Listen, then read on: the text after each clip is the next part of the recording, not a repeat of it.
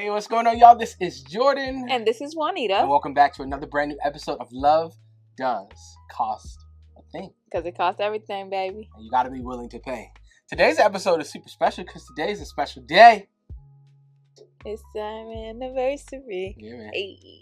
We are a year older. So shout out to us. And we thought that it'd be appropriate to give some tips on what it takes to be married for 7 years. Yeah. On a scale of 1 to 10, how would you rate these first 7 years? On a scale of 1 to 10? Yeah. I would say 9. 9. What about I you? would say that it'd be pretty good. I would say 9 also. Yeah. I mean, it's just not a 10 because life happens. Sure. But no, I was gonna say that is realistically speaking, anyone who's genuinely, I would say, judging, they're like giving a rating. Mm-hmm. If it's perfect, I'm personally questioning it. Of course. Questioning it. But nevertheless, I think that having some good feedback in the areas that need some improvement is really good. And so that's really why we're here. Marriage is beautiful. So we're 7 today. Shouts out to us. It would be really kind of you all to say happy anniversary. I would greatly appreciate that. That would make me smile. So let's talk about what it takes to be married for 7 years. Yeah. Can you tell me one thing that you didn't expect marriage to be like that you found out that it was? Sure. Maybe so maybe I didn't necessarily, maybe I didn't know that. Hold on, let me think about Take your time, preacher. Hallelujah. Take your time, pastor. I don't think it's necessarily like I didn't expect this in marriage. I guess I just didn't think about the weight of it. Sure. Of like how important or how serious that was. Let me see. I feel like the first thing that came to mind is like, oh, geez. is grace. Yes, that's what I was going to say. That's the first thing that came to mind because it's like you know it, but you don't think that you have to. You don't. It's like you know it. Yeah. But you don't know the extent of until you experience it. Right. Yeah. Yeah, like I was recently talking to someone who's not married, and I was just basically saying like one thing that I felt like you and I did really well was try to work out a lot of those premarital issues because marriage is going to bring its own issues. Yes. Things that you can't prepare for because you don't know it and you won't experience it until you're actually married. So it's like a lot of times couples get in trouble because they have their premarital issues plus their marital issues and they're trying to battle both of them, trying to solve all of them, and it's like wait, like can I get a break, Lord? Because marriage gonna come and like I don't know, but like for me specifically, I'm talking about life itself. Like I'm not even talking about like Jordan and I. Like Jordan and I's good. Like we're good. Like we have moments, of course, like everybody, because we're two people becoming one. But I mean more of like life is going to hit, and you still have to be like one when life hits. Yes. And so I would say grace because I was thinking about like how your partner's gonna mess up. Right? And we know that, like, oh, my partner's not, like, perfect. They're going to mess up. But it's like whoa! But then they keep messing up. Yes. You know, and then you said, like, this is the issue. And then they keep, and it's like you got to give them that grace to transform, to be different, to do something different. And it's like, it's not always easy to do that because you think in your head, hey, I said do this, like how we do our kids, right? I say do this, and we just assume they're supposed to do it the first time. When we don't do it the first time. So that's why I was saying grace, because definitely like your partner is gonna mess up, your spouse is gonna mess up, and it's like no one would love the fact that like every time they messed up, someone had that scoreboard like, oh yep, that was the 15th time you did that this week. Okay, great. Now, like, I'm not saying that's an excuse to continue to do wrong, but I'm just saying, like, no one wants to continuously be reminded that they're doing wrong outside of course, your partner just communicating, hey, this is bothering me, which is highly appropriate. But, yeah, so grace. Yeah. For yourself, for your spouse. Yeah, I would agree with you and say that it's like you know it, but until you're in it, you don't really know to the degree of what's required of you. When you are committed in marriage, to do it no matter what. Yeah. So yeah, that's one thing. Another thing that I would add is like, similarly to what you mentioned kind of in passing about like still being an individual in your marriage. Like you still have an individual identity. Like that doesn't just go away. I love that. Yeah. So like,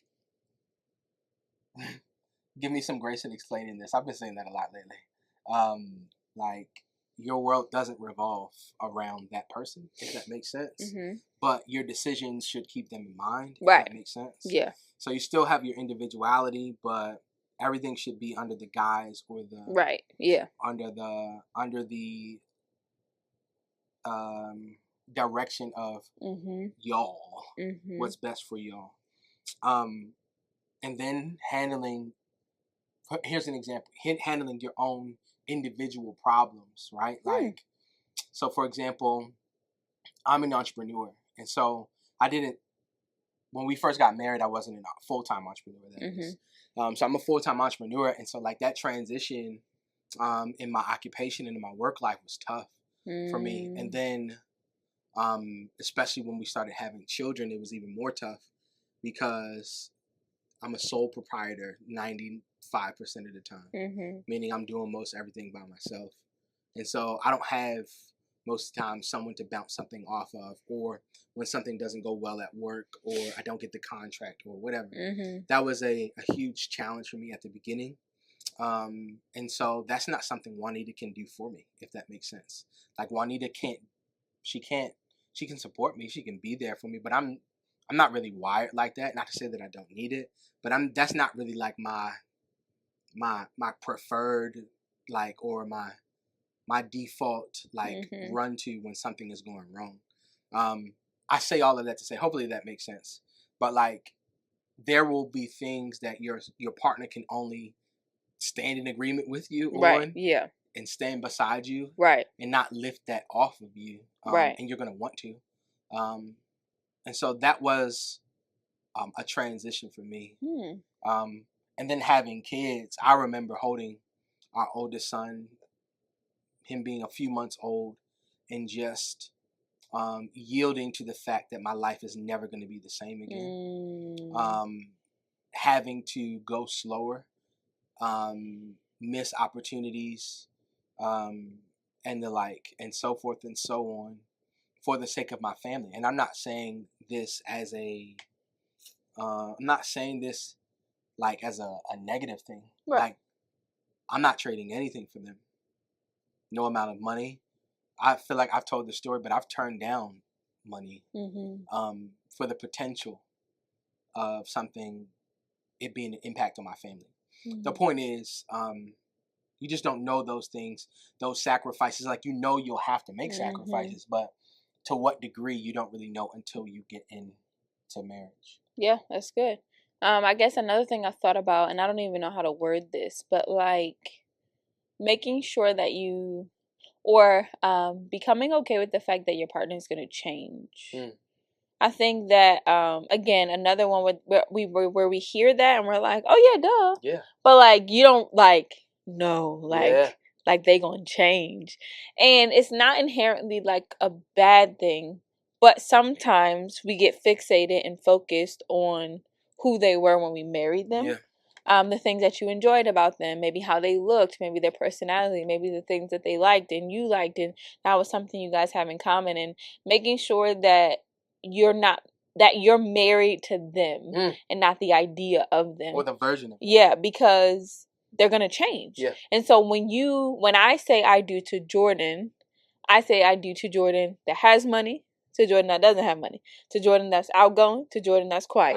You know what I'm saying? Like, I'm married to... Because look, if she was married to Jordan that had money, there would have been a time where it might not have worked out if she was just married to that. But here's the thing, right? Like, people hear of the vows and they say them that day, and then you leave them there. Men in and Black it's like, don't leave it at the altar. Ooh, take it with you. Hallelujah. You know, because like, because if you think about it, like, when your partner is sick and you're the only person that's there, right? So now you got to pay the bills by yourself. You got to take care of your partner. You got to take care of all the other responsibilities. Yeah. You like, right? Let's say your partner experiences a death in their family. Yeah. Again, that's another thing that there's nothing that you inherently can do but be there. But death hits people in different ways. Yeah. Grief hits people in different ways, in different seasons, different flows. You know, someone could pass away 10 years ago and you'll wake up one day and be like, whoa, I miss them. Yep. You know, but like loving your partner through those things and knowing that it's okay that they're changing. Because again, we're in this process of becoming. We're becoming one. So we're not going to be the same two people that we were when we got married, but you have to be okay with that. And I think something that can help is knowing that you're also changing. Yeah. So like when, you know, for my ladies, when you have a baby, you have no control over your body, what it looks like, right? It feels good to have your husband love you and love you for you, regardless of what your body looks like and the expansion of your body or things that are moving and dropping and lifting. Like, you know what I'm saying? Like, because things be happening, okay? Sure. But, like you want your partner to love you for you, regardless of what you may look like or feel like or experience in that particular season. And so I think it's important to know, again, love your partner for themselves and not just a version of them that you enjoy. Yeah, and just to kind of reiterate what Juanita was saying, like, you're going to change. Mm-hmm. You should. Mm-hmm. You should have bigger goals, dreams, aspirations. Your money is going to change. It may get more, it may get less, right? Excuse me. I think it goes back to that. One of the things that we said in one of the first episodes, like, it's your willingness to continue to choose each other is what's going to make the marriage. Is what's going to keep you guys strong when there are storms, because there will be storms. I don't know if you want to talk about any storms, and feel free to disregard, but like, talk about, if not the actual like details of the storm, talk about like how maybe one should approach handling the storms. What do you think about that? So are you what was your take on that prior to marriage? Like, did you expect to have to go through some of the things that we went through? And if not, did you expect to go through some of the things that we went through? And how did we navigate like those types of storms? We can just generally overview, of course, and say I think that there are some things that I did not expect that I was like, ain't no way. And then some things I'm like, oh, okay, this could have been a possibility, but I just didn't think maybe it was going to be a part of our story. But like, okay, it was a possibility because we're people. But I would say the one thing that has helped me as an individual to make sure that I stay in the fight, and by fight, I don't mean like I'm fighting my husband, but I mean like the fight of my marriage, like making sure, right, that I'm always choosing my husband, was the promise that I felt like God told me that he was my husband. And so going back to what we say probably in every other episode, like divorce is not an option. And so I felt like that is one of the things that really helps us, because we're never thinking of a way out. So then that forces thinking us of a way through. Yeah, so it forces us to work together. It forces us to try to figure it out, no matter how frustrated we may be. Now, don't get me wrong. Like, maybe sometimes things are bigger, and we're like, okay, we need some time. Yeah. Like, give us some individual time to really like understand that. Okay, this hurt me. Let me work through this. Okay, now how we gonna work through it together? Like, I think that that's okay to give your partner some space or some room, but especially for like small things, it's like this ain't worth it.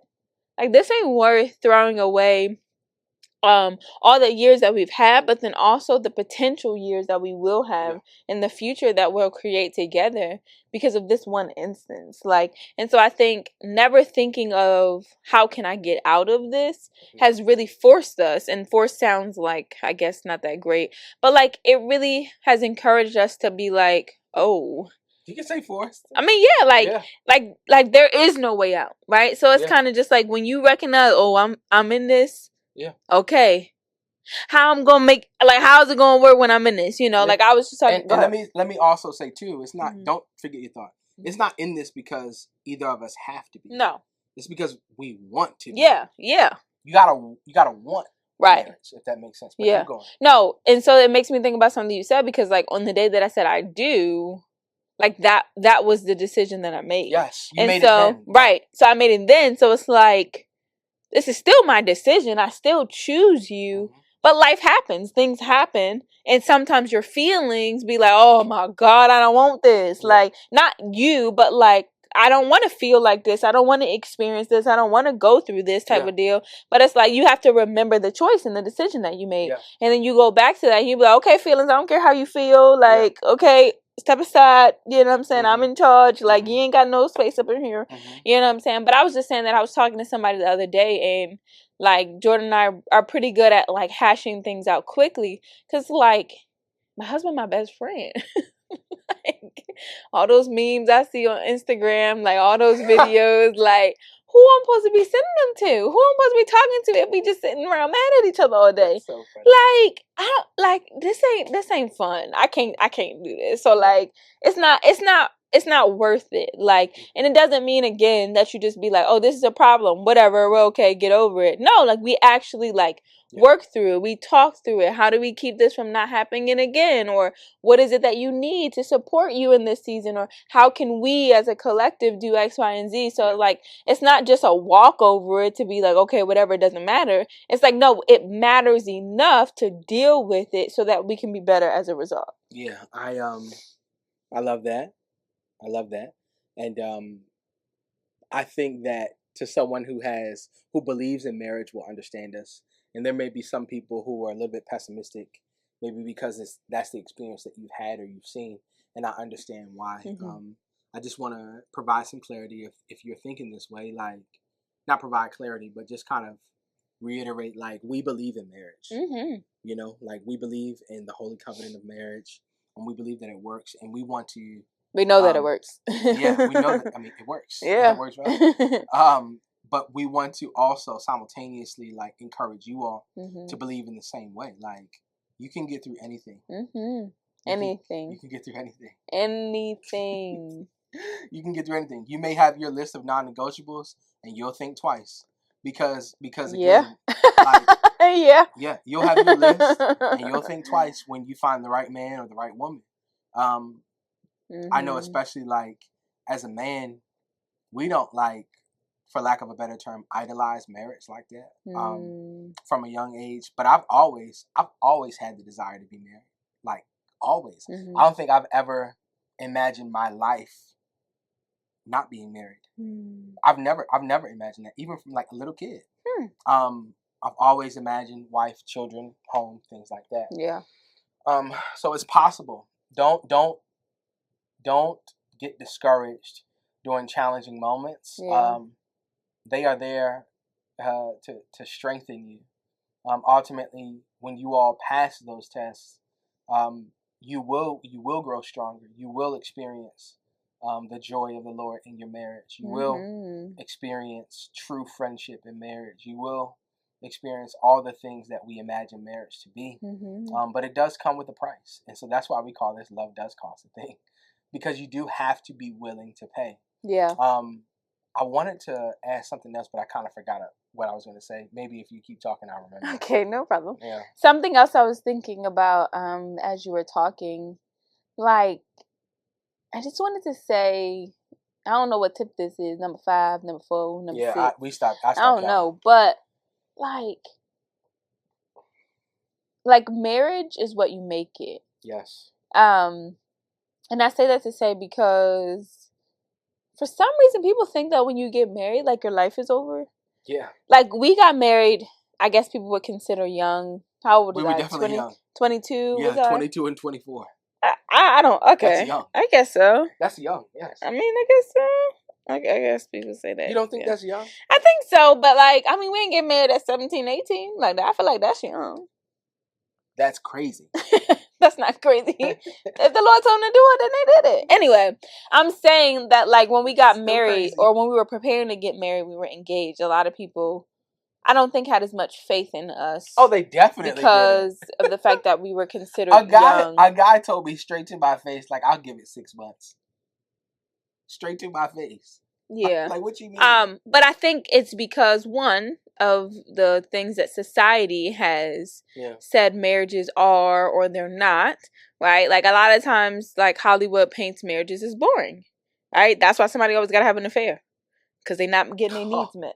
You know what I'm saying? And so we assume that when things aren't going the way that we desire in our marriage, that it's over. That it's it. Yeah. And it's like, no, that means you do something different. Yes. That means you communicate to your partner. Yes. You just, and you say, you do what it takes. This ain't working. What we gonna do to make it work? You don't quit that job every time your boss asks you for a new project or give you an additional project. Right.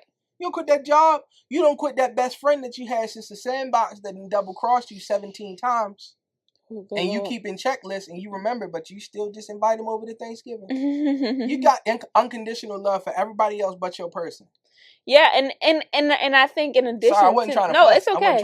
In addition to that, though, like you have to understand again, like how I was saying, marriage is what you make it. So, like, if you guys are getting stuck in this routine, like I cringe when I hear like parents, especially younger parents that are married, say like we're in this roommate phase. I'm like,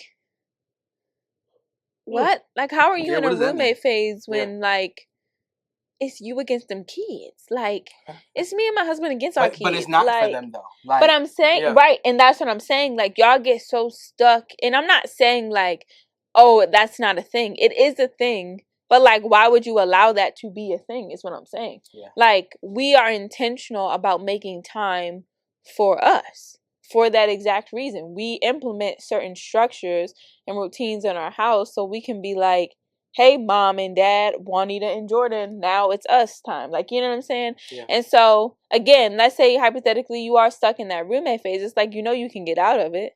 Yeah. Like, like it's not like I'm stuck here and I got to stay here. Or if you want to say hypothetically your marriage is boring or he doesn't woo me like how he used to, or like, let me tell you something, like and this is from me watching like movies. Like, I hate when like the girl be like, oh, my husband's so boring and he's so interesting, like, and that's what drives them, or vice versa, and that's what drives them to have an affair. And I'm just like, bro, like, he or she is so interesting because they don't got no responsibilities with you. Y'all don't got to work through nothing together. They just a fun little thing that's going to turn into nothing. Like, but you so upset with the responsibility of being there for your partner, supporting them, loving them through whatever it is. Like, this your partner. Yeah. So, like, if I say this my partner, if this my partner forever, like, I'm going to make this work for us. Yeah. Like, I'm not just going to be like, oh, this just who he is, so that's it. Yeah. And to make matters worse, you will harbor those feelings, and you won't say anything. Yeah. So, like, you are doing yourself a disservice for holding your husband or your wife to a standard that they don't know you're holding them to. Mm-hmm. And if they don't know, it's impossible for them to meet it. No, I like that. It's impossible. You got to communicate it. Yeah. Because in your head, you, and especially women, we get in this, well, I shouldn't have to. No. Yeah, so Jordan has been putting off getting the additional continual charger because the camera keeps dying. Do you remember where you left off? I don't remember either. We can just go to the next point. It's okay. I feel like we were in a good flow too. It was a good flow. Yeah, sorry. You can watch it back again and just imagine what we were gonna say.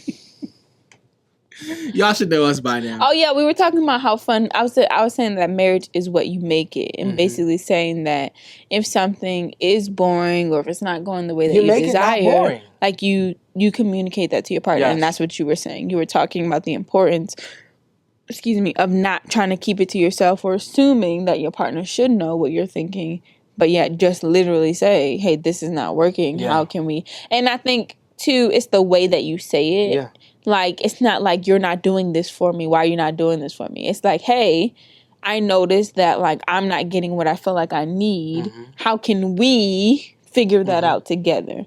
Right? Oh, you have a mole on your nose. I was like, what's that? You got a new mole. Yes. And pregnancy moles just pop up. Yeah. Yeah. Yeah. Side note, my oldest said he had a mole today. It was not, in fact, a mole. It was just a bump. Oh, okay. He was excited about that. Yeah, I don't know if they know, but yes, Juanita's pregnant. They know. They should have watched the last episode. They didn't watch the last episode because I looked at the numbers. Awkward. Yeah. So, yes, J3 is on the way. J3, well, here, but we waiting. Right, of course. Mm-hmm. I was going to also say, like, especially, like, marriage is challenging because you can't hide. Mm-hmm. So, like, specifically in the regard of you having your gripes about him meeting your expectations, you may not say it to him, but it's going to come off in the way that you interact with him, therefore exposing yourself. And the worst part is when you don't say anything, but you go tell everybody else but him, especially your mama. Don't make the mistake. Yeah. Don't do it. It's like the same way we do God, right? It's like we talk to we got a problem that only God can fix for real. But we tell everybody but God. Yeah. And we just sitting here mad that our problem's still unsolved. This is a God problem. When it's like... This is a spouse problem. Because you never communicated to the person that can actually help you fix it. Yeah. You're not married to your mom. Yeah. You're not married to your daddy. I know you're a daddy's girl. Bro, you're not married. You're not married to your mama either. I know you're a daddy's girl. You're not married to... You're not. You better talk to your person. Do you want the problem to get better? Or do you just want to feel better? Never look for sympathy. Look for solutions when it comes to your marriage. Yeah. There was something... Oh, you want to jump in? No, I was just thinking about the person that may say, let's say hypothetically. Go ahead. I'm working hard. Angel's advocate. Go. Right. And I am putting in the work. I'm communicating. And my partner is less than receptive. Like... Be more specific. So we talk from the perspective that both of us are actively and willingly putting in the work to do whatever it is needs to be done to move us forward. What if someone's in a situation where they're the only one? Right. Okay, so it's one-sided. You, number one, pray because it's a spiritual thing. Excuse me. Number two... He just wanted to touch my head, y'all.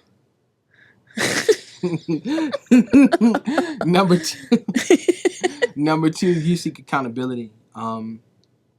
This is for all my single sisters on here. You never submit yourself to a man who's not submitted. Please say it loud and proud. You never submit yourself to a man who's not submitted. Good Lord. If he doesn't have to answer to somebody, he's dangerous. He is dangerous. He's dangerous. He's dangerous. He needs to be... one of the first things you need to know, who does he say yes, sir, to? Who does he say yes, sir, to? 'Cause let me tell you something. Thankfully, I don't think Juanita's ever had to tell on me, but... Good Lord. If she did, she would know who to tell. I got some... And I don't want to... I just don't want to have to answer. I don't want to have to... I don't. So even if... And this has never happened. But even if I did get into a place like I don't want to have to answer to anybody that holds me accountable, I just don't want to have to deal with it. Yeah, it's because they be itching. That's good though. That's what you need. You just need... I'm gonna let you slide. They be itching to just pull the trigger. Hypothetically, they be itching. They do. What are you talking about? They be itching to correct. Your accountability partners? Not partner. I'm talking about... Oh, your peoples. Yeah. Yeah. Sorry, I didn't mean to say partner. They be ready, and I just be like... That's good. I didn't do nothing. Stay ready. Don't got to get ready. The point is, let's not get away from the topic. You never submit yourself to a man who's not also submitted. Because if he doesn't submit to someone else... See, that's the thing. It's a mutual submission. You submit one to another in marriage. And so he doesn't know what it's like. You don't want him to have to learn that when you guys are committed to each other. Because it's hard. The Lord can do anything. He can do it, yes. He can. It'll make your journey harder. Yeah, basically. Yeah. If you don't got a pastor... it could be his biological father. It could be a mentor. It could be a mentor. Yeah, sometimes you need reinforcement. Coach, like some men are in sports, so their coach is like a mentor, or someone that can hold them accountable. Yeah, because like you need that on both sides too. I was about to say, women need it too. It goes both ways. Yeah, but I'm you know who I'm talking to the fellas. No, it isn't. It is a thing though for men specifically because you're the head. Absolutely, yeah. So like you steering that ship. So like if you ain't doing what you're supposed to do and your spouse is communicating that to you, you need someone that can not necessarily check you, but someone else that can say like, in the wrong direction. hey, listen, your wife, checking in, you're going in the wrong direction. Even if you are right, the way that you're going about it is wrong. And what you're going to do is you're going to create a rift in your relationship. Even though you are right, this isn't good for the longevity of your relationship. And so if you're going to do it this way, this is how you should think about it. Because right now, you're not considering your wife's opinion. Yeah. She feels belittled. She doesn't feel seen. And you need to change that. Even though you are right, it ain't right because y'all not right. Anyway. Yeah. Accountability is really, really important. That's really good. Yeah. Especially when one person is unwilling.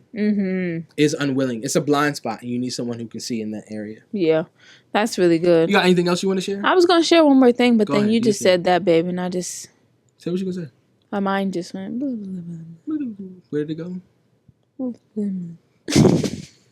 I have another thing that I want to share also. All just about ahead. Like the longevity of your relationship. I want you all to continue to reach for the stars in your relationship. Like aspire to do great things in the kingdom and in life. Raising your children, but leaving a legacy. Like never stop believing for the impossible. Never stop striving for those things that y'all dreamed about earlier on in those quote unquote honeymoon days. Oh, that's what I was gonna say. Also, too, as a man, I've learned to my allergies are like be healed in Jesus' name. Hallelujah. Did you just lay hands on yourself? Yes. Praise God. I should do that. Anyway, y'all not ready for that conversation. All right. Be willing to take on the responsibility and the challenges that come with being the head. And then also towards your wife, that's what I was going to say. Always make each other a priority. And so even if you don't see it as a priority, if your wife does, make it a priority, bro. That's the submission one to another. Babe, this is important to me. You got it. Yes, ma'am. If you feel like it's toxic, wait to have a conversation and ask, well, why is this important to you? But I'm talking about the things that will make your wife feel like a wife. Because it is easy to get into the monotony of the day-to-day of your marriage when you're in a routine. So never stop pursuing your person in that way. Never stop pursuing them.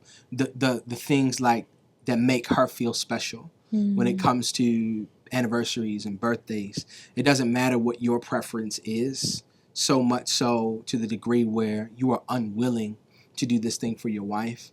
Like we've talked about earlier on in some episodes, like how up until maybe 2 years ago, I didn't particularly care about birthdays ever. But birthdays were a really big thing for my wife. And so I could go a year not really having any type of recognition for my birthday. And because I know it's important for my wife, wholeheartedly, genuinely do something nice for my wife because she appreciates that and she wants that. So never stop doing those things. Never stop pursuing each other and making each other a priority, even when things do come up. It looks different in different seasons.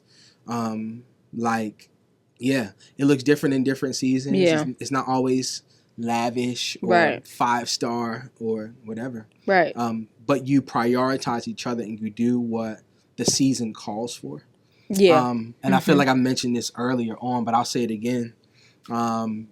We take trips now.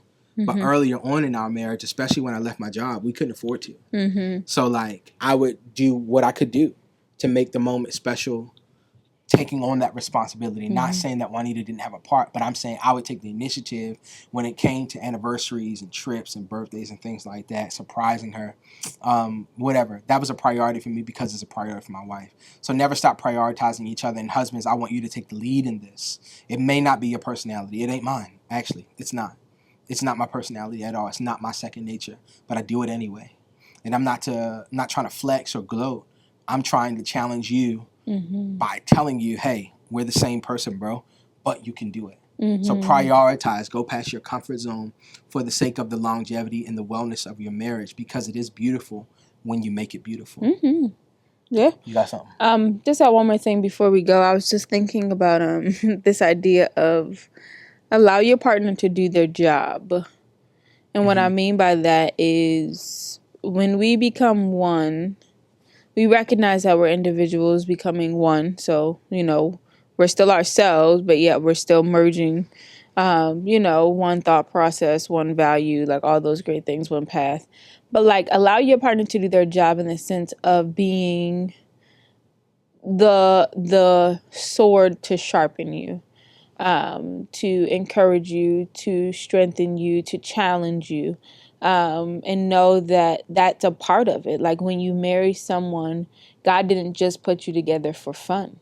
Like there is something that person has that you need, and vice versa. And so when they go to do their job, when they go to share that different perspective or to share that different idea or to share something that is opposing to what you are used to, don't write them off. Don't just push them out the way and be like, you don't know what you're talking about. Like, that's God trying to stretch you. That's God trying to grow you. That's God trying to get you to see something that you've never seen before. That's the purpose of your partner. Like, they are a purpose mate. They are there to help you, right? And so this idea that it is fun, and there are games, and it's lovey-dovey, right? And then you will have those challenging things, but then there is an aspect of it where, like, you are supposed to be different than when you started, and bigger than just life happened to me. Like, no, like, you're supposed to grow. Like, you're supposed to be at a different level in life than when you guys first started. And your partner is there to help you get there. And so don't look at them as the enemy or someone always trying to oppose you or someone trying to come against you or you just don't like me for who I am. And it's like, no, I love you for who you are, and that's why I want you to grow. Because I know who you are and I know what you can be. You know, so embrace that. And it's not going to always be easy, but know that that's one of the purposes of your spouse. So allow them to do their job. Yeah, I think God uses people to expand our capacity. And so when God puts a marriage together, there's give and take. There's stretching, as Juanita just mentioned. There's accountability, all of which increases your capacity to be able to do more and have more. I'm thinking about the parable of the talents. I think it's Matthew 13 or it's somewhere in Matthew. And the parable of the talents talks about how the master, parabolic for God, gives some 2, some 5, some 10, or gave the servants 2, 5, and 10, but he gave them in accordance to their ability, their capacity. And so especially for all of my God chasers, my goal chasers out there, you want more from God, you got to increase your capacity. And one of the ways that he'll do it is through your spouse. Because they see you. They see the you that nobody else sees and knows. Yeah, I know you're good at your job, bro. But she knows how you act when you don't get your way. That's real. Hold up. And God is the ultimate integrity person or guy, right? And so what you are doing in the dark actually is an exemplification of what's in your heart. And God is trying to perfect that. Not so that you are perfect, but so that you are perfected, meaning that you are lacking nothing. Perfect, lacking nothing. It's the concept called, it's the concept of being complete that we see all throughout the scriptures. And so he's trying to enhance your character so that when your talent takes you to that level where God is going to be on display, you're not falling into a scandal. You're not lashing out at your congregation. You're not stepping on the people that have supported you, whatever. He's developing your character. He'll use people, including your spouse, to do that. So that's all we have for you guys today. That's all we got, man. We hope that you enjoy kind of the little tidbits that we shared about some of the things that we have done that we feel like has allowed us to have a successful marriage for the last 7 years. The fact that we are even here today, 7 years old, and even just like still in love. Still madly happy, still enjoying one another. I feel like a little nudge real quick. Okay. Let's talk about what our next 7 years are going to look like. Oh, wow. We're obviously going to have another child. What else are we going to have? The next 7 years. Within the next 7 years. Forever home. Forever home. You'll be elevated in your career. In your career. Making lots of money. Praise the Lord. Jesus. Hallelujah. Being able to give like more than we give now. Like that be an avenue. Like that's something that we specifically do is like give in that particular role. I'm going to actually look at the numbers because I think our giving is like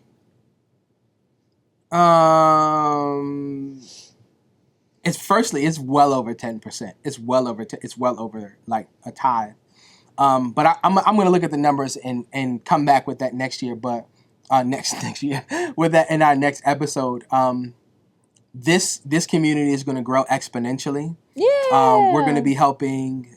We're going to be traveling the world for Love Does Cost a Thing. We're going to be having live events. Okay, we're going to be coming to your city. This platform is going to grow exponentially. We envision taking Love Does Cost a Thing live into multiple cities. Yeah. Live events, and really walking people through marriage.